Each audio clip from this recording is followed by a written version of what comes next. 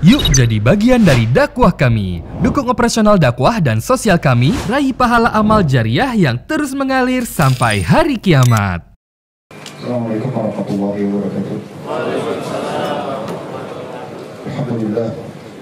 Selalu saja lisan kita memuji Sang Pencipta Allah atas segala nikmat yang dilimpahkan kepada kita. Termasuk puncaknya nikmat Islam dan iman.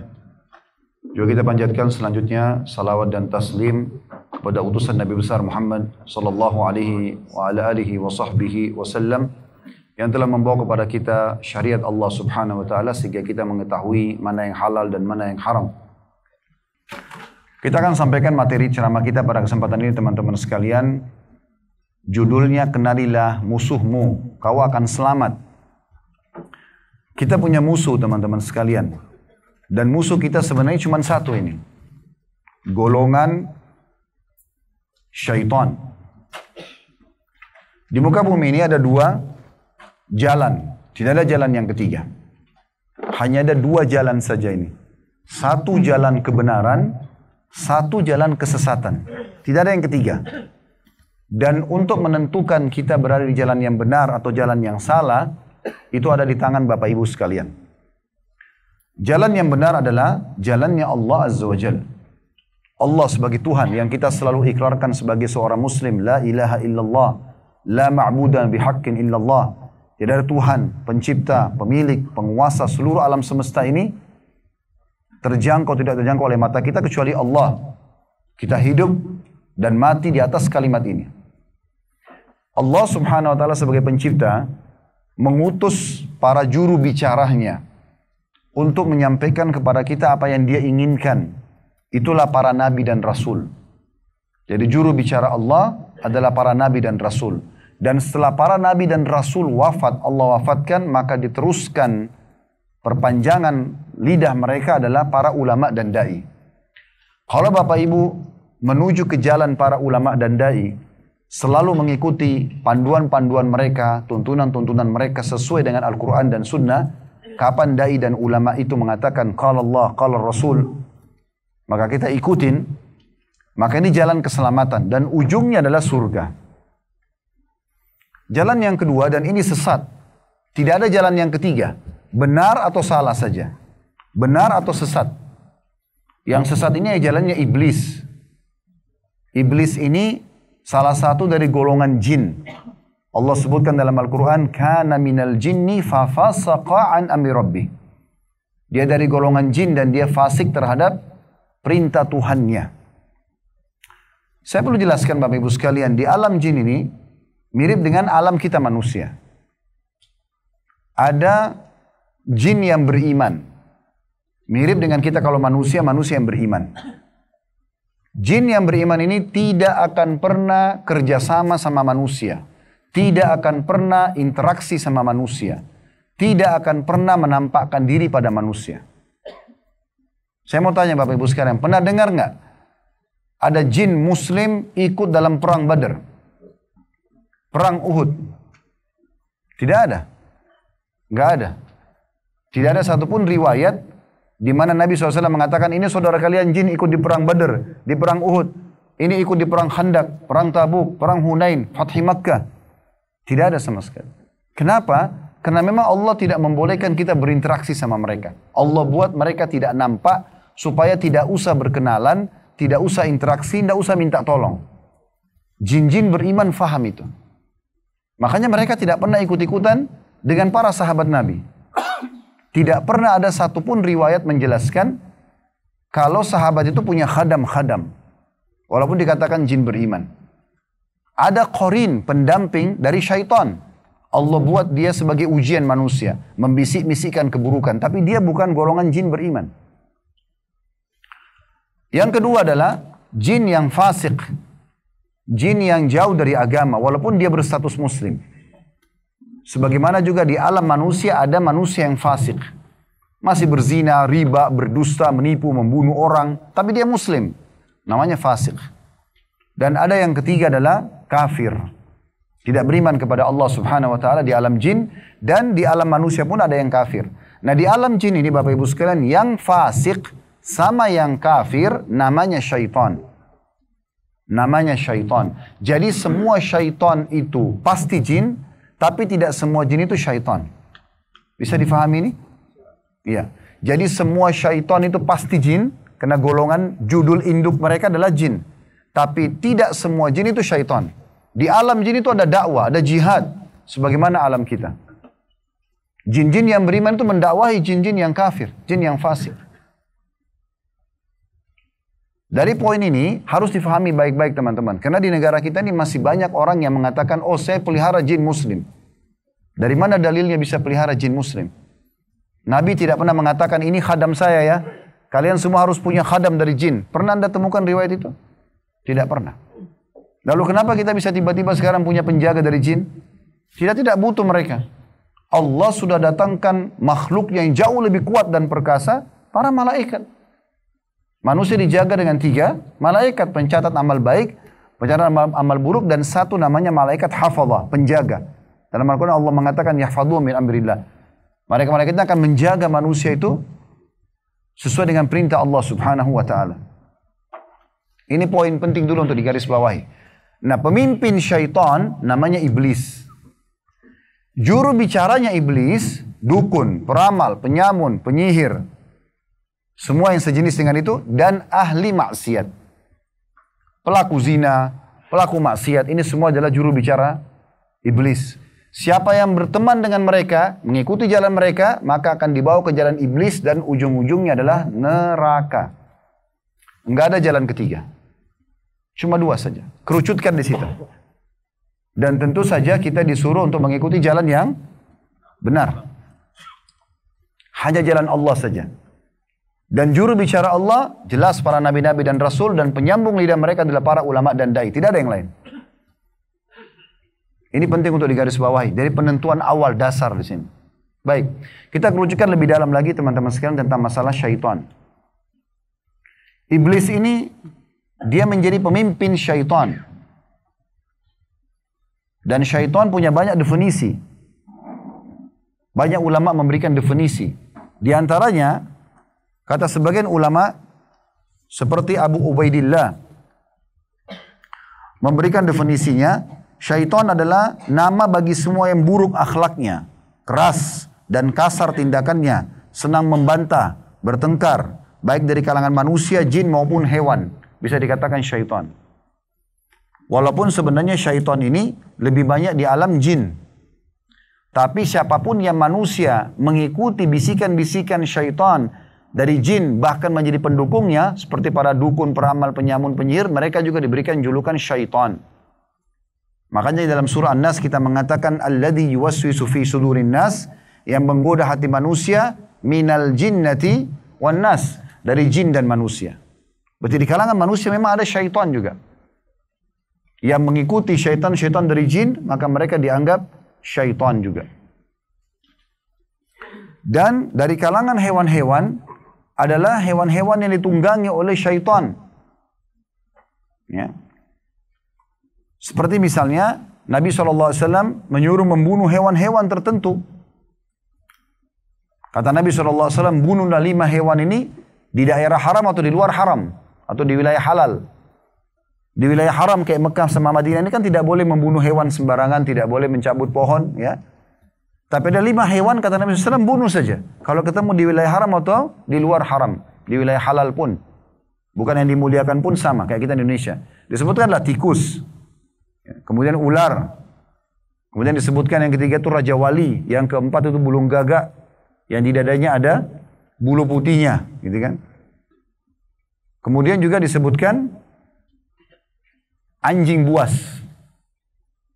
Ini disuruh oleh Nabi SAW untuk bunuh. Dalam riwayat lain ditambahkan kalajengking. Ada riwayat yang lain juga disebutkan cecak. Bahkan kata Nabi SAW, hewan ini, ya, siapa yang membunuhnya mendapatkan 100 pahala gitu. Sampai Aisyah Mu'minah radhiyallahu anha punya 1 cambuk untuk mencambuk cecak itu. Ini hewan-hewan biasa ditunggangi oleh syaitan. Nah biasanya kalau teman-teman tahu alam-alam jin, alam-alam para dukun, ya, mereka biasa menggunakan cecak itu, cecak, tikus, hewan-hewan itu. Dan Muhammad bin Sirin rahimahullah, seorang ulama tabi'in, dalam Banyak dinukil perkataan beliau tentang masalah takwil mimpi karena beliau terkenal dengan takwil mimpinya. Beliau menukil hewan-hewan ini disebut dalam hadis fasiqah, buruk, seperti tikus misalnya. Maka siapa yang mimpi tikus di saat dia sedang istikharah, menandakan berarti orang yang sedang mendekati dia adalah orang yang fasik. Seperti itu gambarannya. Atau orang kena sihir, kemudian dia banyak meruqyah berdoa kepada Allah SWT, maka biasanya dia mimpi cecak, dan seterusnya. Tapi jelas kita tidak banyak masuk ke alam itu teman-teman sekalian. Yang kita perlu ketahui, syaitan ini istilah yang digunakan dan dipimpin oleh iblis. Baik, iblis ini teman-teman sekalian memang makhluk Allah Subhanahu wa Ta'ala yang sangat buruk. Karena dia sombong. Sudah kita tahu, maksiat yang pertama dimaksiati Allah Subhanahu wa Ta'ala adalah kesombongannya iblis. Jin ini lebih dulu diciptakan dari kita ya. Kita ini manusia makhluk terakhir. Makhluk terakhir. Sebelum kita ini sudah ada jin, sudah ada hewan-hewan, air, api, semua ini sudah ada. Makanya waktu Allah Subhanahu wa Ta'ala berfirman kepada para malaikat, Inni ja'ilun fil ardi khalifah, saya akan ciptakan di muka bumi pemimpin, maka para malaikat mengatakan, Ataja'lu fiha, ma yusidu fiha wa yasfiku dima, apakah engkau akan menjadikan atau menciptakan ya Allah di muka bumi makhlukmu yang akan menumpahkan darah dan membuat kerusakan. Yang dimaksud sini kata ulama tafsir adalah jin yang sudah ada lebih dulu dari manusia di muka bumi. Dan yang jahat dari mereka adalah iblis ini. Tidak semua jin itu buruk. Tapi banyak di antara mereka yang mengikuti iblis ini buruk. Kalau Bapak Ibu baca dalam surah jin, Allah menggambarkan di situ bagaimana jin-jin beriman mengatakan wa kana yaqulu safihuna 'ala Allahi syatata. Dan orang yang bodoh di antara kami berkata kepada Allah sesuatu yang tidak benar. Maksudnya jin-jin beriman menyinggung iblis dan para pengikutnya. Menyinggung iblis dan para pengikutnya. Baik teman-teman sekalian, syaitan ini berusaha menyesatkan selalu manusia.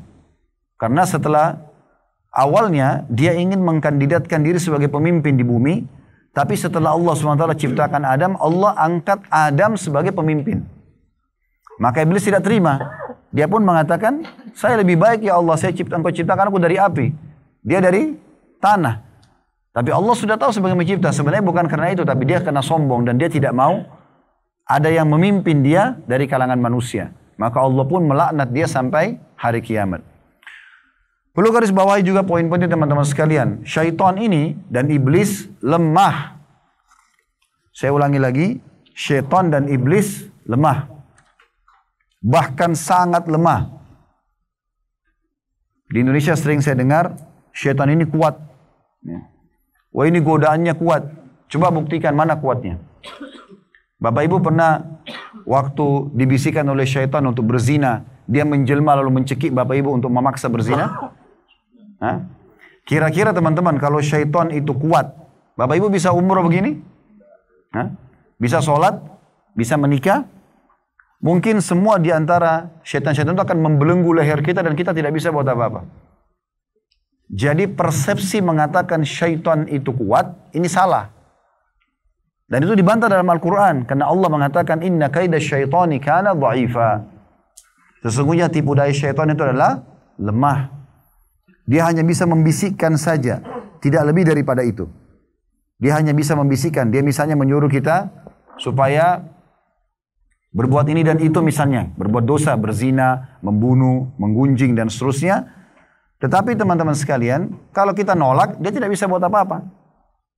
Kalau kita nolak, dia tidak bisa buat apa-apa. Dia tidak akan mencekik leher kita, dia tidak akan mengikat kita, tidak bisa dia buat apa-apa. Bahkan Allah memberikan kita sebuah senjata, yaitu kita membaca isti'adzah. Isti'adzah. A'udzu billahi minasyaitonir rajim. Aku berlindung kepada Allah dari syaitan yang rajim. Kalau di Indonesia diterjemahkan dengan terkutuk ya. Kalau bahasa letterletnya rajim itu rajam, rajam. Tahu kalau orang berzina dalam Islam kalau sudah menikah dirajam ya. Diapakan itu? Dilempar dengan batu ya. Kalau tentang syaitan ini Allah mengatakan dalam surah Al-Mulk tentang bintang-bintang di langit waja'alnaha rujuman lisyayatin, dan kami jadikan bintang-bintang itu sebagai anak-anak panah untuk membakar syaitan. Ya, jadi mereka itu lemah dan mereka bisa terbakar. Teman-teman kalau baca a'udzubillahi minasyaitonir rajim, Allah akan membakar mereka. Bukan tugas kita, kita nggak usah. Allah ini manja sekali dengan memanjakan kita. Kita nggak usah siapkan otot kita, nggak usah siapkan semua energi untuk melawan syaitan, nggak perlu. Ada gangguannya, langsung bisa baca isti'adzah. Merasa sedikit malas ibadah, merasa semangat mau buat dosa, a'udzubillahi minasyaitonirrajim. Masih ada gangguan, baca 2 kali, baca 3 kali. Hilangkan semua persepsi takut kepada syaitan. Tidak boleh. Allah mengatakan, fala takhafuhum wa khafuni in kuntum mu'minin. Jangan pernah kalian takut kepada syaitan, tapi takut kepadaku kalau kalian beriman. Sering kali ada orang begitu, takut ke belakang rumahnya malam-malam. Kenapa? Ada syaitan. Apalagi keyakinannya yang ngawur ini, yang salah, kuburan bisa terbuka, pocong bisa keluar. Saya tanya sini, siapa yang pernah lihat kuburan terbuka, pocong keluar? Ada yang pernah lihat? Coba angkat tangan. Hah? Cuma di sinetron. Berarti benar atau salah? Salah. Harus difahami ini. Karena banyak orang, bahkan laki-laki, sudah dewasa, begitu ada suara di belakang rumahnya, suruh istrinya yang pergi cek. Ini rupanya harus disunat 2 kali ini. Takut kenapa? Apa yang ditakuti? Kalau bapak ibu lagi takut melewati sebuah tempat, merasa merinding, berhenti, baca a'udzubillahi minasyaitonirrajim. Hilang itu. Itu hanya gangguan syaitan. Dengarkan baik-baik. Sebab turunnya beberapa ayat dalam surah Jin, gara-gara orang-orang Quraisy dulu di Mekah, mereka itu sebelum Islam ya, kalau lagi mengadakan perjalanan, jalan safar, maka tanpa sebab ini, tiba-tiba pemimpin kafilahnya, pada saat mereka sudah tancapin kemah-kemahnya mau tidur malam hari, dia keliling ke seluruh anggota kafilah. Kalau kita gini, kayak kelompok kita berangkat satu pesawat begini, maka saya datang tuh, saya keliling. Naudzubillah gitu. Dia ini pemimpinnya begitu. Dia bilang, coba serahkan bekal yang terbaik kalian. Maka ada yang menyumbang keju, ada yang menyumbang gandum, ada yang menyumbang macam-macam, gitu kan. Dikumpulin sama dia, lalu pemimpin kafilah ini datang ke tengah-tengah lembah, lalu dia bilang begini, wahai penjaga lembah, ini setengah bekal kami, jangan ganggu kami. Padahal tidak ada yang ganggu dia. Lembah itu aman. Apa yang Allah gambarkan dalam surah Jin, fazaduhum rahaqa. Maka setan-setan di sekitar lembah itu makin mengerjai mereka. Jadi kalau bapak ibu makin takut, makin jadi-jadi dia. Contoh misalnya, bapak ibu lewatin sebuah rumah, ada orang bunuh diri di rumah itu. Kira-kira mau beli rumahnya nggak? Kenapa nggak mau? Takut. Nah ini yang saya mau obatin nih di kebun kurma ini. Karena selalu di persepsi kita ada ruh gentayangan. Mana ruh gentayangan? Siapa yang pernah lihat? Kalau nggak ada, kenapa percaya? Nggak ada itu. Kalau ada ruh gentayangan, kira-kira antum masih bisa tenang di sini? Hah? Kalau pocong bisa keluar dari kuburan, ketuk-ketuk rumah orang, kira-kira kita masih bisa tenang tidur? Siapa yang pernah didatangi oleh pocong ayahnya, ibunya, kakeknya, neneknya? Coba pikir secara akal sehat, ini semua perusakan akidah. Tidak benar itu. Ya. Jadi tidak ada namanya ruh gentayangan. Nabi Muhammad SAW pada saat mengubur jenazah seorang sahabat, beliau ceramah panjang lebar. Beliau mengatakan kalau orang mukmin meninggal dunia, maka akan ikut ke kuburan, kalau orang mukmin akan meninggal dunia, akan datang kepadanya 3 sosok malaikat. 2 malaikat rahmah, kasih sayang yang membawa kain kafan dari surga. 1 malaikat mau diubun-ubun kepalanya, yang mengatakan, hai jiwa yang baik, keluarlah kepada pengampunan dan rahmat Tuhanmu. Maka ruhnya keluar lebih mudah daripada air yang keluar dari mulut kendi. Belum sesaat keluar, malaikat rahmah menangkapnya, dibungkus dengan kain kafan dari surga, lalu dibawa ke langit. Setiap menembus langit, para malaikat di langit mengatakan, ruhnya siapa ini, sungguh mulia. Kata Nabi SAW, karena ruh itu mengeluarkan bau lebih wangi dari bau kasturi. Semoga kita insya Allah termasuk itu. Maka pada saat itu Bapak Ibu sekalian, Allah berfirman kepada para malaikatnya, catatkan hambaku ini termasuk penghuni surga, maksudnya roh orang beriman itu, kembalikan dia di dunia, di sana saya ciptakan, di sana pula saya akan bangkitkan. Maka dikembalikan ruhnya bersama dengan keluarganya mengantar jenazahnya. 3 langkah mereka pulang, kata Nabi SAW, mayit ini masih bisa dengar terompas sendal mereka, setelah itu sudah tidak lagi. Datang mungkar nakir, dudukan dia, lalu nanyakan siapa Tuhanmu, siapa Nabimu, apa kitabmu, sudah jelas. Pertanyaan yang sudah kita tahu. Kemudian dia akan jawab kalau dia orang beriman, Kata Nabi SAW sesuai dengan firman Allah, yuthabbitullahu alladhina amanu bil qawli tsabit fil hayati dunya wa fil akhirah. Allah akan menetapkan kekal perkataan benar di lisan orang-orang beriman di dunia dan di akhirat. Di dunia maksudnya, selama di dunia kalau kita belajar agama, kalau orang tanya kenapa kamu sholat, kenapa kamu haji, kenapa kamu umroh, kenapa bakti umroh, kita bisa jawab karena kita belajar. Dan di akhirat maksudnya adalah di kuburan. Pertanyaan malaikat. Maka dia akan jawab dengan sangat mudah. Setelah itu Allah bukakan, atau malaikat membukakan baginya pintu neraka. Dia lihat hiruk-hiruknya, dia takut orang mukmin ini. Lalu malaikat mengatakan, lihatlah dari apa Allah selamatkan dirimu. Ditutup. Dibuka pintu surga, sampailah kepada dia bau-bau wanginya. Dan dia lihat bagaimana indahnya surga itu. Malaikat mengatakan, ini tempat kau sekarang. Maka si mayit ini berdoa mengatakan, ya Allah cepatkan waktu. Karena saya ingin masuk ke surga saya. Setelah itu datang sebelahnya orang tampan, bersih, wangi. Sampai kagum si mayit ini. Dia tanya, siapa kamu ini? Maka orang itu mengatakan, saya amal soleh yang akan menemani kau sampai hari kiamat. Jadi sholat kita, umroh kita ini, sedekah kita akan jadi makhluk di kuburan, akan menemani kita nanti. Lalu kemudian Allah berfirman kepada para malaikat, bentangkan kuburan hambaku ini seluas pandangan matanya. Dan bentangkan permadani dari surga. Maka dia bisa menikmati dan melihat surganya walaupun belum masuk, sampai menjelang hari kiamat nanti. Dan kata Nabi SAW, jadilah kuburannya taman dari taman surga. Kalau orang kafir terbalik. Akan datang 3 sosok malaikat. Kiri kanannya malaikat penyiksa bawa kain kafan dari neraka. Dan 1 malaikat maut dibunuh-bunuh kepalanya akan mengatakan, hai jiwa busuk, keluarlah kepada murka Tuhanmu. Ruhnya tidak mau keluar. Kata Nabi SAW, lalu malaikat mencambuk dengan keras. Ya, dan menariknya ibaratnya seperti bulu domba yang basah. Dililitkan di pohon berduri, kemudian ditarik dengan keras sehingga berantakanlah bulu domba itu. Belum sesaat keluar ditangkap oleh malaikat azab, dibungkus dengan kain kafan dari neraka, dibawa. Baru tiba di langit pertama, para malaikat sudah menolak. Karena kata Nabi SAW, ruh itu mengeluarkan bau lebih busuk daripada bau bangkai. Setelah itu Allah berfirman kepada para malaikat, catatkan hambaku yang termasuk ahli neraka, kembalikan dia di dunia. Di sana saya ciptakan, di sana pula saya akan bangkitkan. Maka bersamaan pada saat jenazahnya diantar, ruhnya juga dikembalikan. 3 langkah mereka pulang, masih terdengar terompa suara sendal mereka, para pengantar. Setelah itu sudah tidak lagi malaikat mungkar nakir dudukan mayit ini. Tanya kepada dia pertanyaan yang sama, tapi dalam hadis mereka cuma mengatakan, innama aqulu kama kana yaqulun nas.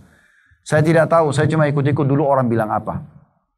Maka dia tidak bisa jawab. Setelah itu dibukakan baginya pintu surga. Dia lihat indahnya surga itu, dia kagum. Malaikat mengatakan, lihat dari apa kamu haramkan dirimu. Saya bisa kau masukin, tapi kamu yang sendiri tidak mau beriman, tidak mau beramal saleh. Ditutup, dibuka pintu neraka. Dan dia sampai kepada dia panasnya. Dia lihat bagaimana ya beratnya siksaan di dalamnya. Maka malaikat mengatakan, ini tempat kau sekarang. Maka si mayit ini, kata Nabi SAW, berdoa mengatakan, ya Allah jangan cepatkan waktu, karena aku tidak ingin masuk ke nerakaku. Datang sebelahnya orang yang buruk tampangnya, menakutkan, baunya busuk. Lalu kemudian orang ini mengatakan, siapa kamu ini? Si mayit ini bilang.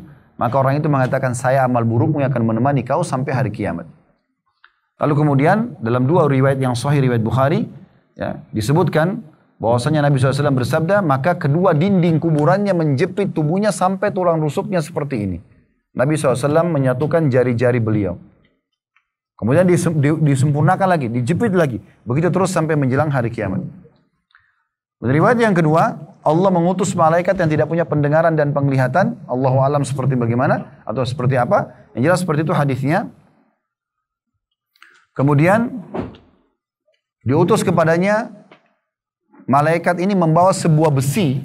Yang besi itu kata Nabi SAW, kalau seluruh jin dan manusia miliaran jumlahnya, mereka semua bekerja sama untuk membalikkan saja, mereka tidak mampu karena beratnya.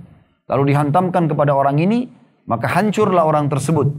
Kemudian diutuhkan kembali. Begitu terus sampai menjelang hari kiamat. Maka jadilah kuburannya lubang dari lubang neraka. Sebagian ulama hadis menggabungkan keduanya. Jadi sambil dinding kuburan menjepit tubuhnya tulang rusuk seperti ini, sambil juga dihantam hancur. Begitu terus sampai hari kiamat. Maka jadilah kuburannya lubang dari lubang neraka. Ini kondisi kuburan. Kalau tadi saya kasih contoh ada satu rumah, Bapak Ibu sekalian, ada orang bunuh diri di situ. Ya, dia mati bunuh diri. Tadi bapak-bapak ada sebagian mengatakan, saya tidak mau beli rumahnya. Kenapa? Takut ada ruh gentayangan. Orang itu yang bunuh diri mati dalam keadaan berbuat dosa. Walaupun dia muslim kan. Apalagi kalau dia kafir. Berarti dia sedang diapakan di kuburan? Ada waktu keluar gentayangan nggak?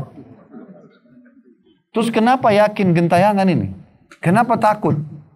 Makin bapak ibu takut, makin jadi-jadi tuh suara di rumah. Suara bayi di atap, pintu rumah di belakang bunyi cangkul anu sendiri dan segala macam. Ini semua permainan syaitan. Di saat bapak ibu takut sama syaitan. Makin kita berani maka makin takut syaitannya. Ini kalau ada syaitan di sini marah sama saya nih. Karena saya bongkar kedoknya. Emang begitu. Dan harus diketahui masalah ini. Sama juga kalau satu rumah lagi, di dalamnya orang dibunuh sekeluarga. Rata-rata jemaah saya tanya, Bapak Ibu mau beli rumahnya nggak mau Ustaz. Sama karena kasusnya orang mati juga. Kalau tadi kan bunuh diri, kalau ini dibunuh. Harusnya beli aja rumahnya. Karena itu mati syahid kalau dia muslim. Dibunuh oleh perampok mati syahid nggak? Mati syahid. Rumahnya berkah itu kalau dibeli. Kenapa takut nggak mau beli? Saya berapa kali lewat di beberapa titik di Jakarta. Ini rumah Ustaz, serem, nggak ada yang mau beli. Kenapa? Ada orang bunuh diri. Kayak sini saya beli kalau murah. Beli saja. Nggak ada urusannya. Jadi syaitan itu hanya menakut-nakuti orang yang takut sama dia. Kita hanya boleh takut kepada Allah Subhanahu wa taala. Salah satu penjelasan ulama tentang hadis Nabi SAW kepada Umar bin Khattab, Hai bin Khattab, kalau kau lewat di sebuah lembah, syaitan cari lembah lain. Syaitan ini nggak bisa dilihat oleh Umar. Tapi syaitan kalau lihat Umar lari. Jangankan goda, lari. Kenapa? Karena Umar tahu betul kelemahan syaitan. Begitu ada bisikan untuk berbuat maksiat atau malas ibadah, a'udzubillahi minasyaitonirrajim. Allah datangkan panah-panah api membakar mereka. Dengarkan baik-baik riwayat sahih. Pernah Nabi SAW berdiri dengan beberapa sahabat di malam hari, lewat meteor. Lalu kata Nabi SAW kepada para sahabat, apa yang kalian bilang di masa jahiliyah dulu kalau lihat seperti ini? Kata para sahabat, ya Rasulullah, kami yakin masa itu, kalau lewat meteor begini berarti ada satu toko baru lahir, atau ada satu toko mati. Kalau saya lihat di Indonesia sebagian ada yang buka dompetnya katanya mau dapat duit lah, apalah. Ini tidak tahu dari mana khurafatnya. Siapa pengarang bukunya, gitu kan? Yang jelas kata mereka, ya Rasulullah, di masa jahiliyah kami kalau lihat ini, kami anggap ini ada satu toko baru lahir atau satu toko mati. Kata Nabi SAW, bukan seperti itu. Sesungguhnya Allah Azza wa Jal, kalau menentukan sebuah keputusan, maka pemikul arsy-Nya Allah bertasbih. Kemudian setelah itu, malaikat-malaikat di langit 7 lapis di atas kepala kita, itu semua bertasbih. Lalu menanyakan apa keputusan Tuhan kita. Maka mereka saling memberitahukan tentang informasi apa yang Allah inginkan, kejadian yang akan terjadi. Besok hari nih. Maka syaitan kata Nabi SAW bersusun-susun sampai seperti ini. Nabi berikan gambaran telapak tangan beliau. Sampai ke langit. Untuk mencuri informasi itu. Lalu malaikat memanah mereka dengan panah-panah api. Meteor yang kalian lihat itu adalah serpihan bintang yang dipakai untuk memanah syaitan. Itu yang benar dalam hadis. Lalu kata Nabi SAW, banyak di antara mereka yang mati terbakar. Ada juga di antara mereka yang sempat lolos. Lalu mereka menyampaikan informasi yang mereka curi dari langit kepada teman-temannya para dukun. Yang berpapasan memang betul informasi dari langit. Maka benar terjadi. Akan hujan di sana, akan sakit si fulan, akan ini dan itu. Tapi itu informasi dari langit, bukan karena mereka tahu. Mereka nggak tahu itu. Mereka nggak tahu. Dan sayang sekali banyak di antara dukun tidak tahu, mereka ditipu oleh syaitan. Karena kata Nabi SAW dalam penutupan hadis ini, dan ketahuilah, syaitan-syaitan ini membumbuhi satu informasi itu dengan 99 kedustaan. Bohong itu. Menipu orang. Di Saudi ini banyak dukun-dukun ditangkap, ada pemerintahan khusus untuk menangkap di sini. Itu pada saat mereka ditangkap, ada yang saya pernah lihat cuplikannya sendiri. Disuruh, coba praktikin bagaimana kau panggil syaitan. Susah sekali. Dia harus pakai baju merah, dia cambuk badannya, dia melakukan ritual-ritual tertentu. Hanya untuk minta 1-2 hajat. Subhanallah. Orang beriman kepada Allah tinggal wudu, angkat tangan. Atau angkat tangan walaupun dalam wudu. Tinggal memuji Allah, minta Allah kasih. Para sahabat Nabi Ridwanullahi alaihim kalau sendal mereka putus, mereka angkat tangan ke langit langsung minta sama Allah. Minta sendal dari langit. Minta dari Allah Subhanahu wa taala. Allah sudah buat sebuah sistem Bapak Ibu sekalian. Tentu kalau kita minta sendal, Allah nggak lempar sendal dari langit. Kalau kita sakit, kita minta sembuhkan, Allah tidak lemparkan obat dari langit. Kita minta jodoh, Allah tidak lempar manusia dari langit. Bagaimana sistem Allah buat? Sistem itu adalah kita kalau berdoa secara manusiawi, nanti tiba-tiba kita setelah berdoa Allah ijabah nih. Kita ngobrol sama satu teman kita, cerita tentang masalah penyakit kita. Lalu dia bilang, oh di sana ada dokter yang bagus. Kita ke sana, konsultasi cocok, resep yang cocok, sembuh. Apakah dokter sama resep yang sembuhkan? Demi Allah bukan. Allah subhanahu wa ta'ala. Itu sebabnya. Itulah cara Allah menjawab doa kita. Ya Allah, saya lapar, hilangkan lapar saya. Tiba-tiba laparnya hilang? Tidak. Allah buat kita dapat makanan, kita kunyah dulu baru laparnya hilang. Kan begitu? Ya Allah, saya capek. Allah buat kita tidur. Dan tiba-tiba hilang gitu kan? Ada prosesnya. Itu sunnatullah yang Allah ciptakan. Jadi begitu Allah menjawabnya. Berapa aja orang di Mekah sini minta, ya Allah berikan jodoh. Ketemu jodohnya di Mekah. Kan begitu. Jadi nggak usah minta-minta sama syaitan ini. Jangan sampai teman-teman kita tertipu oleh dia.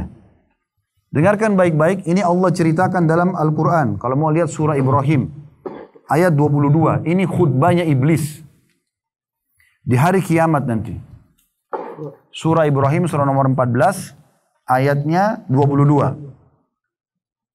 Bunyinya, وَقَالَ الشَّيْطَانُ لَمَّا قُدِيَ الْأَمْرُ إِنَّ اللَّهَ وَعَدَكُمْ وَعْدَ الْحَقِّ وَوَعَدْتُكُمْ فَأَخْلَفْتُكُمْ وَمَا كَانَ لِي عَلَيْكُمْ مِنْ سُلْطَانٍ إِلَّا أَنْ دَعَوْتُكُمْ فَاسْتَجَبْتُمْ لِي فَلَا تَلُومُونِي وَلُومُوا أَنفُسَكُمْ. Artinya, dan berkatalah syaitan, iblis yang dimaksud di sini pimpinan mereka, tak kala perkara hisab telah selesai. Sesungguhnya Allah telah menjanjikan kepada kalian janji yang benar. Salatlah dapat ini, puasalah dapat ini, umroh hajilah dapat ini. Diceritakan semua, dapat keutamaan, lalu kemudian nanti puncaknya masuk surga. Allah janji benar itu. Dan aku pun, kata iblis, telah menjanjikan kepada kalian tetapi aku menyalahinya. Menipu kalian. Gak usah sholat dulu, gak usah begini dulu, ditunda-tunda sengaja. Tapi aku menipu kalian. Ini Allah sudah bongkar kepada kita dari 1400 tahun yang lalu. Lalu iblis berkata, sekali-kali tidak ada kekuasaan bagiku terhadap kalian. Dia tidak bisa cekik kita, gak bisa tarik tangan kita, gak bisa paksa kita maksiat, tidak bisa buat apa-apa. Syaitan lemah. Sekali-kali tidak ada kekuasaan bagiku terhadap kalian, melainkan sekedar aku menyeru kalian, cuma bisikin saja. Lalu kalian memenuhi seruhanku. Oleh sebab itu jangan kalian mencerca aku, tapi cercalah diri kalian sendiri. Ini khutbah iblis nanti di neraka. Dalam sebuah hadis sahih Nabi SAW jelaskan itu. Nanti akan keluar sebuah tiang besar di neraka, iblis diikat lalu dia bicara ini. Dia sampaikan khutbahnya ini. Supaya nanti di neraka tidak lagi orang salahin dia. Oh saya cuma bisikin kok. Salah sendiri kenapa mau ikut. Jadi saya sering gambarkan ibarat syaitan itu teman-teman. Kalau kita lagi naik mobil. Kemudian kita berhenti di lampu merah. Ini perumpamaan saja. Kemudian ada orang yang tawarkan kita produk. Selama kita tidak buka jendela, tidak ngobrol, selesai kan. Tapi kalau kita interaksi ngobrol, ya sudah terjadi interaksi. Jadi kalau syaitan bisikin kita tidak iya kan tidak ada masalah. Dia lemah, dia nggak bisa buat apa-apa. Sekarang antum mau umrah nih kemarin. Banyak bisikan syaitan tuh. Nanti aja dulu, tabungan berkurang, nanti ini, nanti itu, bagaimana di sana, macam-macam. Tapi kan Bapak Ibu tidak paksa, enggak, saya mau umrah. Terus dia bisa buat apa? Nggak bisa buat apa-apa. Begitulah syaitan dalam semua aktivitas kita. Mereka tidak bisa buat apa-apa.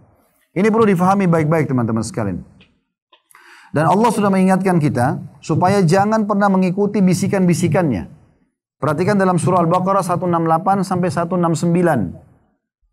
Wala tattabi'u khutuwatis syaitan. Jangan pernah ikuti langkah-langkah dan bisikan-bisikan syaitan. Innahu lakum adu mubin. Dia musuh nyata buat kalian. Innama ya'murukum bis-su'i wal fahsyai wa an taqulu 'ala Allahi ma la ta'lamun.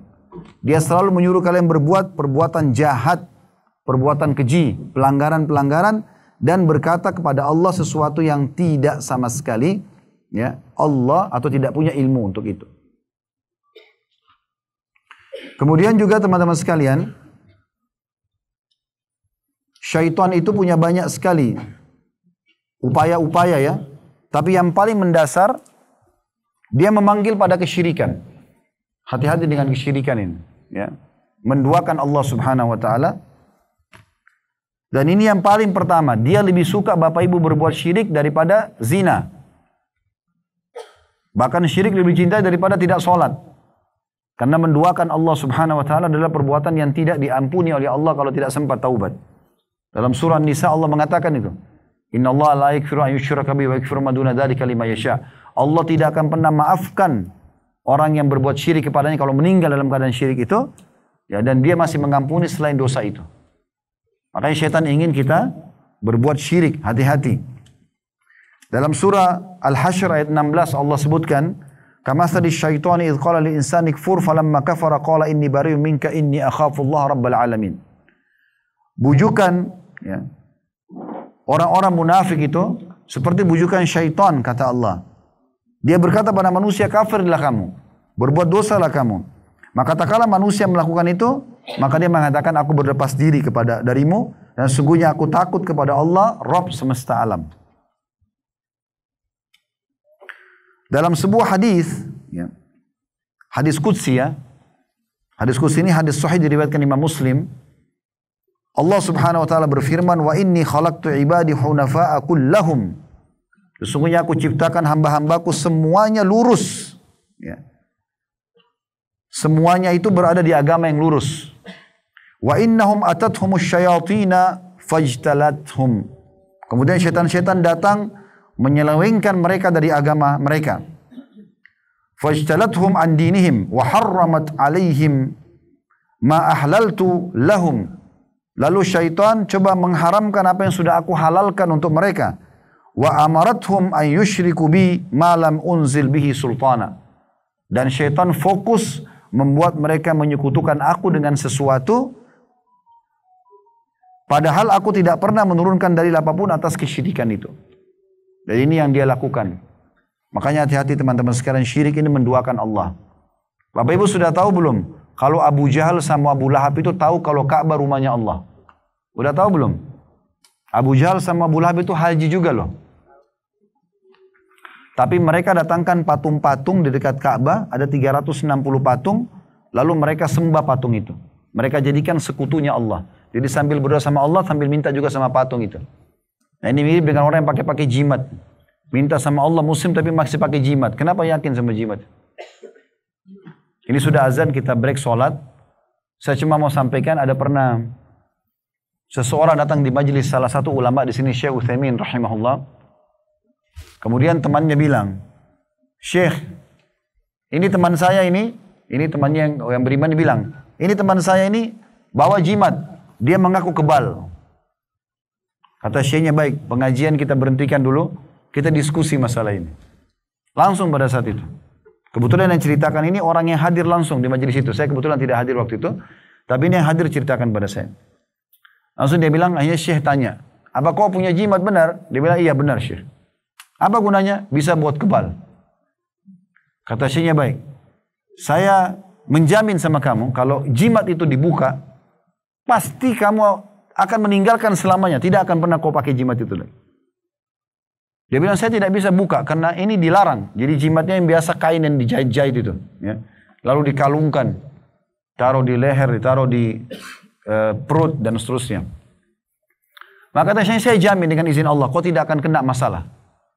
Tinggal baca bismillah, selesai. Buka coba. Dibukalah teman-teman kain tersebut, jahitannya banyak, kain demi kain dibuka. Ujung-ujungnya terakhir sekali, setelah sekian lembar kain, di dalamnya itu ada kotoran sapi yang kering. Ternyata itu memang yang disuka oleh syaitan yang diutus oleh jin, oleh para dukun yang mendekati dia. Bau itu yang disuka. Sehingga selama itu ada bisa mendekat syaitan tersebut dan bisa membantu dia. Selain memang dia serahkan tumbal-tumbalnya dan segala macam hal. Dan ini yang terjadi. Akhirnya setelah itu dia taubat kepada Allah Subhanahu wa taala. Ingat sabda Nabi SAW, man 'allaka tamimatan faqad asyrak. Siapa yang menggantungkan jimat apapun maka dia telah berbuat syirik. Ada seorang sahabat dulu pakai gelang warna kuning, Nabi tanya, kenapa? Untuk apa kau pakai? Dia bilang, bisa menyelamatkan saya dari mara bahaya ya Rasulullah. Kata Nabi SAW, kalau kau mati ada padamu, maka kau tidak akan beruntung selamanya. Artinya kau akan disiksa sama Allah nih. Tidak perlu semua itu. Orang mukmin selalu kembali kepada Tuhannya secara langsung. Dan jangan pernah berbuat syirik kepada Allah SWT. Ingat, benda-benda semua selain daripada Allah makhluk sama kita. Kita sama dengan api, sama dengan batu, sama dengan jin, sama dengan pohon-pohon, sama sebagai makhluk. Cuma beda fungsi dan ciptaan Allah Subhanahu wa taala. Jangan pernah menyembah mereka. Jangan sekutukan mereka dengan Allah Subhanahu wa taala. Banyak orang menipu diri sendiri, mereka melakukan perbuatan ini, mereka panggil-panggil syaitan. Datang ke gua bersemedi, datang ke lautan, mereka panggil-panggil syaitan, penjaga ini, penjaga itu, padahal sebenarnya tidak ada. Bapak Ibu, saya sarankan sebagai penutup dalam kajian kita ini, insya Allah sebentar mungkin kita lanjutkan beberapa poin lagi. Baca surah nomor 77 dan 79 tentang para malaikat. Semua ini yang mengatur pergantian siang malam, pergantian musim, populasi manusia, populasi hewan, tumbuh-tumbuhan, yang mengurus lautan, hutan-hutan, itu para malaikat. Mereka ditugaskan sama Allah SWT. Jin tidak ada sama sekali fungsinya di situ. Jadi nggak usah panggil-panggil penjaga lembah, penjaga ini nggak ada.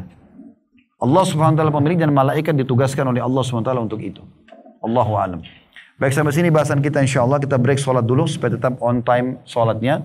Semua bermanfaat. Subhanakallahumma bihamdika. Asyhadu an la ilaha illa anta astaghfiruka wa atubu ilaik. Assalamualaikum warahmatullahi wabarakatuh.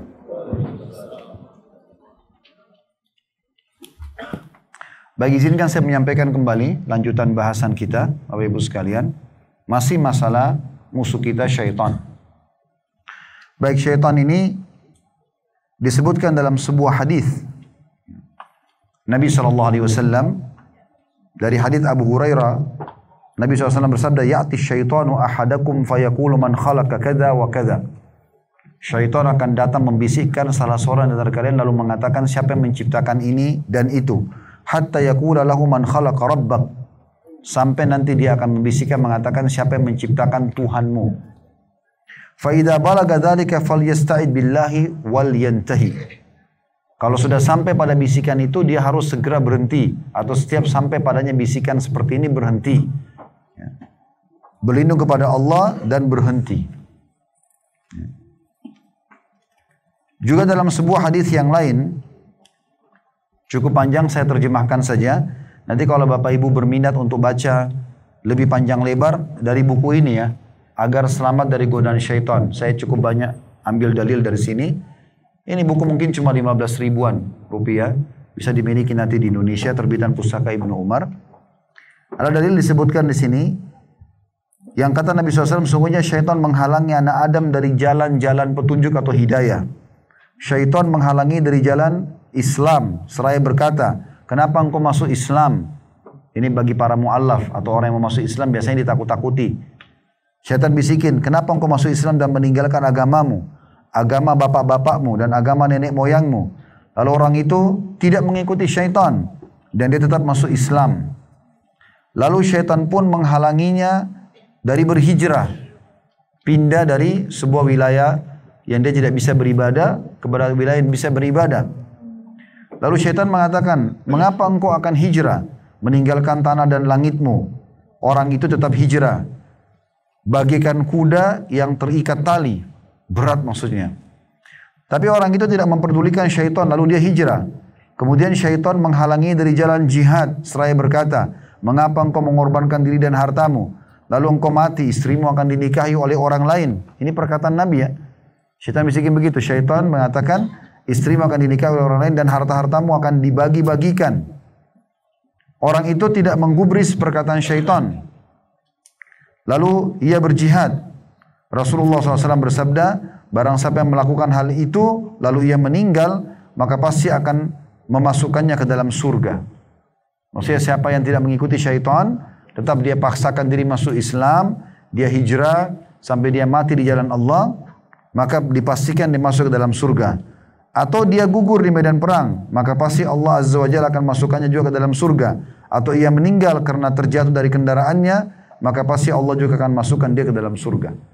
Artinya selama dia tidak ikuti bisikan-bisikan syaitan, maka dipastikan dia akan selamat. Syaitan juga teman-teman sekalian selalu ingin merusak rumah tangga. Selalu membuat suami istri ribut. Kata Nabi SAW, iblis memiliki singgasana di lautan. Setiap hari anak cucunya melapor. Saya baru membuat si fulan membunuh, saya baru membuat si fulan berzina, dan seterusnya. Sama iblis dianggap biasa. Sampai ada yang mengatakan, saya baru menceraikan suami istri. Jadi kata Nabi SAW, iblis pada saat kedatangan anak cucunya atau pasukannya mengatakan, saya baru menceraikan suami istri, maka dia mengatakan, kaulah jagoannya. Lalu dimuliakan oleh iblis. Karena orang kalau ribut suami istri, maka bisa mengganggu semua program hidupnya. Mungkin Bapak Ibu berumah tangga tahu, kadang-kadang masalah kecil saja bisa dibesar-besarkan oleh syaitan. Kecewa sedikit bisa membuat tidak ngobrol 2 hari, 1 minggu. Dan selama 1 minggu itu pun semua bisikannya selalu cerai. Udah nggak cocok, cerai saja. Udah nggak cocok, cerai saja. Ini kalau ada dari syaitan, jangan diikuti. Dalam rumah tangga, ikuti tuntunan Nabi SAW. Yang benar memaafkan, yang salah minta maaf. Dan selalu buka lembaran baru. Ta'aruf dalam rumah tangga itu terjadi selama kita berumah tangga. Kalau yang awal-awal, kita awal kenalan, itu awal ta'aruf, biodata saja. Itu belum ta'aruf yang sebenarnya. Kenalan yang sebenarnya justru setelah kita berumah tangga. Mulai selepas akad nikah sampai salah seorang dari kita meninggal dunia. Makanya jangan heran setelah 10 tahun berumah tangga, misalnya kita tinggal di Jakarta, terus kita ke Surabaya misalnya, terus istri mengatakan, ini restoran kesukaan saya. Suami mengatakan, kok baru bilang? Ya saya juga baru ingat karena baru lewat di sini. Itu biasa terjadi. Padahal sudah 10 tahun berumah tangga. Bahkan ada kadang-kadang karakter kita, mungkin sudah kakek-kakek nenek-nenek masih belum berubah. Butuh ta'aruf, memang begitu. Ya. Jadi jangan buru-buru selalu mau cerai karena itu langkah syaitan. Makanya Nabi SAW mengatakan perbuatan halal yang paling Allah benci adalah perceraian. Ini permulaan syaitan. Jadi jangan pernah biarkan syaitan menguasai ini. Makanya Nabi SAW mengatakan wanita ahli surga dikatakan adalah wanita yang kalau dia disakiti atau dia menyakiti, dia akan datang memegang tangan suaminya sambil mengatakan saya tidak bisa pejamkan mata sampai kau ridho kepadaku. Jadi dia tidak buka pintu syaitan. Ini sudah panjang lebar kami jelaskan dalam masalah rumah tangga, tapi di sini saya kasih gambaran umumnya. Itu salah satu langkah syaitan. Juga langkah syaitan adalah menanamkan perselisihan dan permusuhan. Jadi selalu yang dibisikkan adalah supaya kita berselisih. Sampai kita lupa kelebihan pasangan, kelebihan teman, kelebihan tetangga. Yang kita ingat selalu kekurangannya dan kesalahannya. Ini bisikan syaitan. Tidak boleh diikuti. Makanya Nabi SAW mengatakan, Inna syaitana kad aisa an ya'budahul musallun fi jaziratil Arab. Syaitan sudah putus asa untuk tidak disembah oleh orang-orang yang sholat di jazirah Arab. Walakin fit tahrishi bainahum. Tapi dia selalu masukkan perselisihan di antara mereka. Selalu ditanamkan permusuhan-permusuhan. Syaitan juga suka sekali mengganggu orang yang mau sholat. Terutama orang yang sholat. Kalau orang yang malas sholat sudah temannya syaitan. Tidak perlu digoda. Tapi orang yang mau sholat begitu azan, maka itu bisa digoda oleh syaitan. Begitu disebutkan dalam sebuah hadis yang sahih. Kata Nabi SAW, "Idza nudiya bis salati adbara syaitan walahu durab." Kalau azan dikumandangkan maka syaitan lari terkentut-kentut. Hatta la yasma'u azan, sampai dia tiba di sebuah tempat yang tidak terdengar azan. Fa idza qudiya al-adzanu aqbala. Dan kalau azan selesai dia kembali datang lagi. Fa idza thuwiba biha adbara. Kalau diiqamahkan salat maka dia lari lagi. Fa idza qudiyat tathwibu aqbal. Kalau iqamah selesai maka dia kembali lagi. Hatta yahtira bainal mar'i wa nafsi. Sampai dia menggoda orang-orang yang salat, membuat dia lupa ya, orang yang salat itu. Yaqul sambil berkata, "Uzkur hadza wa kadza ma lam yakun yadhkur." Syaitan mengatakan ingatlah ini, ingatlah itu, dan dia sampai teringat apa-apa yang dia belum teringat sebelumnya. Hatta yadhallu ar-rajulu in yadri kam shalla. Sampai seseorang lupa berapa rakaat dia salat. Itu dari syaitan. Kalau Bapak Ibu tanya, lalu bagaimana solusinya Ustaz? Solusinya disebutkan dalam hadis Utsman bin Abi Mad'un radhiyallahu anhu. Di buku ini tidak disebutkan ya. Tapi ada riwayat lain, beliau pernah datang kepada Nabi SAW mengatakan, "Ya Rasulullah, saya kalau sholat kadang-kadang ingat, kadang-kadang tidak." Kata Nabi SAW, itu syaitan, golongan syaitan namanya khinzib. Ya. Itu khinzab, dia bertengkar di sebelah kiri kuping musalli, dan dia selalu mengingatkan ini dan itu. Kalau datang kepada bacalah isti'adzah. A'udzubillahi minasyaitonirrajim, lalu meniuplah ke sebelah kiri 3 kali. Tiup ke sebelah kiri 3 kali. Maka kata Utsman bin Affan, setelah saya amalkan itu maka tidak lagi datang syaitan mengganggu dalam sholatku. Syaitan juga selalu apapun yang menyimpangkan kita dari jalan Allah Subhanahu wa taala akan dilakukan oleh dia, apapun sifatnya. Ya. Yang kira-kira bisa membuat kita mencintai kemaksiatan, jauh dari dosa, jauh dari amal saleh, maka itu akan dilakukan oleh dia. Akan dilakukan oleh dia. Dan yang paling sering ya, didekati oleh syaitan, yang paling mudah adalah disebutkan dalam hadis kaum wanita. Maka ibu-ibu hati-hati. Karena kata Nabi SAW, kalau wanita keluar, maka istashrafaha syaitan. Istishraf itu, kalau orang mau lihat satu benda yang jauh, sulit dijangkau oleh mata, karena silau misalnya, maka biasa orang taruh tangannya di atas dahinya. Seperti ini kan. Namanya istishraf. Jadi supaya dia bisa lihat yang jauh itu.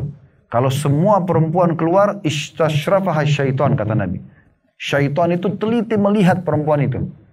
Ya, sampai nanti bagaimana dia bisa tergelincir atau menggelincirkan orang lain. Karena kapan perempuan ingin melakukan perbuatan dosa pasti terjadi. Sekarang kalau perempuan mau berzina, terjadi zina itu. Tapi kalau dia tidak mau, tidak akan terjadi kecuali dia diperkosa. Beda dengan laki-laki, ya. Maka kuncinya memang di situ. Bukan berarti kita katakan wanita itu buruk, tidak. Tapi memang syaitan menunggangi ini. Karena Allah Subhanahu wa taala memberikan pada mereka daya tarik bagi kaum laki-laki. Allah mengatakan dalam Al-Qur'an, "Zuina lin-nasi hubbus syahwati minan nisa." Dihiasi pada diri laki-laki dua hal, hub, rasa suka, dan syahwat. Ingin menyentuh, ingin melakukan hubungan biologis, gitu kan, pada kaum wanita. Maka syaitan menunggangi keadaan ini. Ya. Kemudian ada juga yang hal penting mungkin berhubungan dengan syaitan ini, tapi ini panjang kalau mau dijelaskan. Cuma saran saya Bapak Ibu beli buku ini, Membongkar Praktek Sihir dan Perdukunan. Ini kecil. Ini ditulis oleh Adil bin Tahir Al-Muqbil. Beliau ini pernah menjadi ketua penangkapan dukun-dukun di Saudi. Nah, dalam buku ini ada banyak gambar-gambar, contoh-contoh buhul-buhul, ya, yang biasa dipraktekin oleh para dukun. Berikut juga dalil-dalil dalam Al-Quran dan Sunnah yang beliau sampaikan. Tapi saya ingin titik beratkan, saya simpulkan, teman-teman jangan pernah menuju ke dukun ini. Jangan pernah ke mereka. Jangan konsultasi sama mereka. Di Indonesia dulu namanya dukun. Tapi setelah banyak ditangkap oleh masyarakat, ada yang dibunuh, ada yang segala macam, ganti nama. Tapi tidak tanggung-tanggung. Ganti namanya paranormal. Di atas orang normal. Ya. Orang pintar. Padahal ini bukan orang pintar ini. Orang pintar itu orang yang beriman sama Allah. Orang yang minta tolong sama syaitan ini orang bodoh kena ditipu sama syaitan. Ya. Tapi begitulah. Kuasa Allah Subhanahu wa taala mereka ada dari zaman dulu, gitu kan. Jadi kita di Indonesia sebagai negara yang mayoritas muslim jangan pernah terpengaruh dengan mereka. Tidak usah datang. Ingat sabda Nabi SAW, siapa yang mendatangi dukun, peramal, penyamun, penyihir, bertanya, belum percaya. Cuma datang saja bertanya. Tebak garis tangan, tebak nasib. Terus mau lintas alam, mau buat istrinya atau suaminya suka tapi lintas alam, pakai jasa jin. Bukan pakai alam manusianya dia. Mau usahanya maju, pakai pelaris-pelaris yang tidak masuk akal, gitu kan. Maka dia mau lintas alamin. Kata Nabi SAW, siapa yang datang kepada dukun, peramal, penyamun, penyihir, bertanya, belum percaya, dia cuma datang saja. Walaupun cuma coba-coba, tidak diterima sholatnya 40 hari. 40 hari ini bukan ke depan ya, yang sudah Bapak Ibu kerjakan. Habis 40 hari, saking luar biasanya. Dalam hadis yang lain, kata Nabi SAW, siapa mendatangi dukun, peramal, penyamun, penyihir, bertanya dan percaya. Kalau ditukar dengan percaya, maka dia telah kufur kepada apa yang diturunkan kepada Muhammad SAW. Jadi nggak boleh percaya mereka. Bapak Ibu sudah tahu belum? Hukum, kalau ada hukum Islam, dukun itu hukumnya kalau ketangkap, kepergok, lagi praktek, dipenggal. Dipenggal. Di Saudi ini kalau ditangkap mereka, dimasukin penjara. Walaupun di penjara mereka tobat, hukumnya tetap penggal. Tobat itu urusan dia sama Allah. Tapi keburukan yang dia lakukan sudah terlalu banyak. Menceraikan suami istri. Ya. Banyak sekali yang terjadi kerusakan. Saya sarankan pakai alam kita saja manusia. Sederhana. Saya kalau mau buat istri saya suka, bagaimana caranya? Saya buat baik sama dia. Tatapan mata saya syahdu, ucapan saya santun, tangan saya ramah. Saya melindungi dia, penuhi kebutuhannya. Dia jatuh cinta kok. Untuk apa bawa fotonya ke dukun? Lintas alam. Supaya syaitan datang dekati istri kita. Ini salah. Bahkan banyak di antara syaitan itu, namanya syaitan penjahat. Dia datang dan dia bahkan mengganggu istri kita lebih rusak daripada itu. Ada pernah satu jemaah kita di Jakarta, 6 tahun berumah tangga, tiap hari ribut, istrinya tiap hari minta cerai. Tidak pernah dapat solusinya. Terakhir dia diruqyah oleh salah satu teman yang saya kenal. Kemudian pas kesurupan istri ditanya syaitannya sama teman yang peruqyah ini. Ya. Siapa yang suruh kamu? Dia tunjuk suaminya. Ini. Dalam kondisi tidak sadar istrinya. Terus ini teman saya tanya. Dia cerita sendiri ke saya. Memang Bapak pernah sihir istrinya? Enggak pernah. Coba ingat-ingat Pak. Enggak pernah sama sekali. Waktu sebelum nikah, baru dia bilang, oh iya sebelum nikah pernah. Supaya dia suka sama saya. Gara-gara itu 6 tahun ribut. Kenapa harus lintas alam? Mau laku produknya? Sederhana. Rasulullah SAW pedagang, Abu Bakar pedagang, Abdurrahman bin Auf pedagang. Semua sahabat itu banyak, itu pedagang-pedagang. Bahkan kata Sa'id bin Musayyib rahimahullah, seorang ulama tabi'in, Kami menemukan sahabat-sahabat Rasulullah SAW berdagang sampai di laut-laut Romawi. Mereka berdagang, mereka berusaha. Dan mereka sukses. Waktu meninggal ya, Abdurrahman ibn Auf, itu sulit sekali untuk dibagi hartanya karena gudangnya penuh dengan harta. Padahal tiap hari sedekah. Abu Bakar meninggalkan harta yang banyak. Talha bin Ubaidillah, Sa'ad bin Abi Waqqas, Sa'ad bin Mu'adz, semua mereka meninggalkan harta yang sangat banyak. Lalu bagaimana caranya? Sederhana. Modalnya halal, sistem halal, produk halal. Sisanya ikuti dengan sedekah, maka berkah itu. Tidak perlu pakai pelaris-pelaris. Taruh tulisan-tulisan yang tidak jelas. Gitu kan? Yang akhirnya menjadi jimat. Ini nggak perlu. Harus hati-hati dengan masalah ini. Juga teman-teman sekalian jauhi tatayur. Menggantungkan nasib sama benda. Ya. Ada keyakinan kita nggak? Kalau tangan kanannya gatal mau keluarin duit. Hah? Ada nggak? Tangan kiri kalau gatal mau apa itu? Mau keluarin duit ya? Apa sih saya lupa? Tangan kanan dapat duit ya? Tangan kiri ya? Tangan kanan keluarin duit. Ini tidak boleh nih. Kalau setiap tangan kiri gatal mau dapat duit, gatalin tiap hari aja. Ini nggak benar. Matanya kedap-kedip, kelopak matanya di atas mau senang, di bawah mau sedih. Ini tidak boleh. Nggak ada nih dalam Islam. Orang-orang Arab dulu punya dua cara mirip-mirip seperti ini, tapi mereka punya cara menggunakan burung merpati, bulu burung merpati. Orang-orang Mekah dulu mereka ambil burung merpati, diambil, terus mereka datang ke dukun, lalu mereka serahkan 3 bulu burung merpati. Satunya ditulis jalan, kerjakan, yang satu tidak kerjakan, yang satu kosong, ditaruh satu kotak. Kalau dia mau safar, dia mau menikah, mau buka usaha, dia datang ke dukun itu. Kemudian dia bayar, lalu dia masukkan tangannya ke dalam kotak tanpa dia lihat. Kalau keluar bulu yang ada tulisannya kerjakan, berarti dia anggap dia berhasil, dia sukses nanti. Kalau dia ambil yang tertulis jangan kerjakan, berarti dia akan kena ya, bahaya kalau dia kerjakan. Kalau keluar yang tidak ada tulisannya, dia ulangi lagi. Itulah diambil dari kata-kata tatayur, menggantungkan nasib sama burung. Ada juga cara yang kedua, mereka lepaskan burungnya itu. Kalau mereka misalnya mau ke arah barat, burungnya ke arah barat terbangnya, nah berarti dia akan berhasil. Kalau ke arah kiri, ke arah timur, berarti dia akan celaka. Nah ini cara orang-orang kafir Quraisy dulu. Dan ini dihapus dalam Islam. Tidak ada semua itu, Bapak Ibu sekalian. Jangan pernah caci maki dan salahkan waktu. Saya punya pengalaman waktu hari di Makassar, di klinik ayah kami di Makassar. Waktu itu saya kebetulan disuruh pegang yayasan. Kemudian ada satu anak sahabat ayah saya. Jadi ayahnya anak ini sahabat ayah saya. Minta pekerjaan, kami kerjakan di yayasan. Terus hari pertama dia kerja, kami sempat ditipin sesuatu, dia naik motor untuk ke satu tempat. Mereka cerita dia tiba-tiba datang, kondisinya luka-luka dan dia habis tabrakan sama orang lain. Setelah itu, kebetulan karena kami ada klinik, langsung diobatin di klinik itu, saya sempat tanya, kenapa?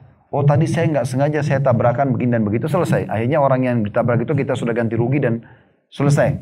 Nah saya sempat dengar beberapa suster di situ ngomong, dari jauh gitu.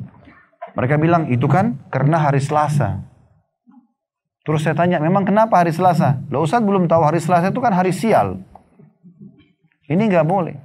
Makanya Nabi SAW bilang apa? La tasubbud dahar. Allah berfirman dalam hadis qudsi, la tasubbud dahar fa innid dahar. Jangan pernah caci maki dan salahkan waktu karena aku penciptanya, kata Allah. Semua hari baik. Ada yang lebih baik, ya hari Jumat lebih baik. Tapi tidak ada hari sial. Allah ciptakan semuanya baik. Semua persepsi negatif ini teman-teman hapus.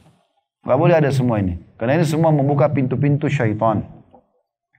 Ini kurang lebih yang saya kasih gambaran. Begitu saja teman-teman sekalian, semoga bermanfaat. Kalau ada benar pasti dari Allah. Kalau ada salah dari saya mohon dimaafkan.